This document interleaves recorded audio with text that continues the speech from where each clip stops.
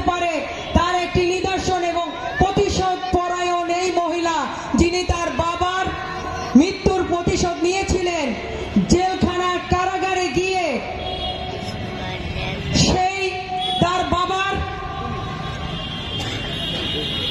সেই প্রতিশোধ সে এমন ভাবে নিয়েছিল যে আসামির বুকের উপর উঠে তিনি নিজ হাতে জবাই করেছিলেন। এমন ভয়ঙ্কর এবং প্রচন্ড যার কোনো বিশেষণে ভূষিত করা যায় না, কারণ হিটলারকেও সে ছাড়িয়ে গেছে,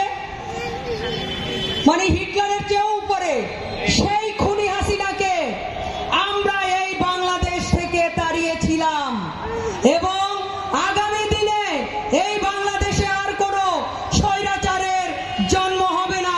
আমরা সবাই একত্রিত হয়ে সব সময় সেই যে আবার যদি কোনো স্বৈরাচারের জন্ম হয় আমরা একসাথে প্রতিহত করব, আবার আন্দোলন করব ইনশাআল্লাহ।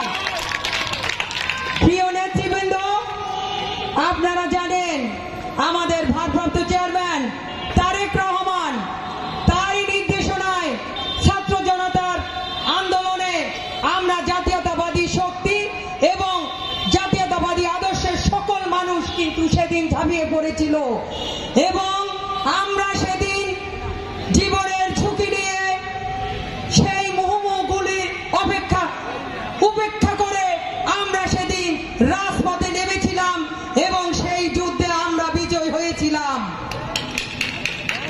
এবং আমরা চাই আগামী দিনে একটি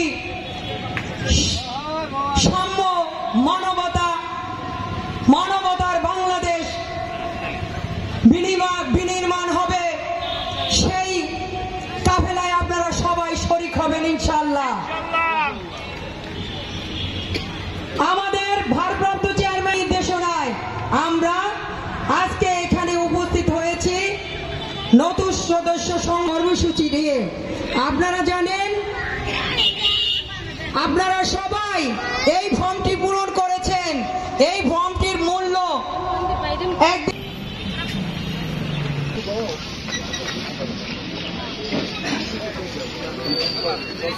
আসন গ্রহণ করার জন্য অনুরোধ জানাচ্ছি বাংলাদেশ জাতীয়তাবাদী বাস্তহারা দলের বাস্তহারা জেলার সভাপতি জসিমউদ্দিন মিলন মুন্সি ভাইকে।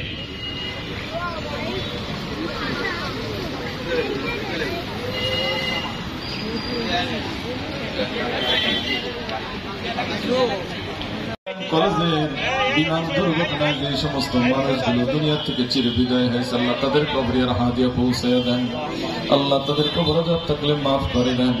আল্লাহ যে ছোট ছোট শিশুগুলো শাহাদাত বরণ করেছে আল্লাহ তাদেরকে জান্নাতুল ফিরদাউস নসিব করে দেন। আমাদের মধ্যে যাদের মা নাই বাবা নাই মেহেরবানি করে মা বাবার কবরে হাদিয়া পৌঁছে দেন, মা বাবার কবরগুলোকে জান্নাতের বাগান বানাইয়া দেন। ইয়া আল্লাহ ইয়া আল্লাহ আপনি আমাদের সকলের উপর খাস রহমত নাজিল করে দেন। ইয়া আল্লাহ তারেক রহমান আল্লাহ তার হায়াতের মধ্যে বরকত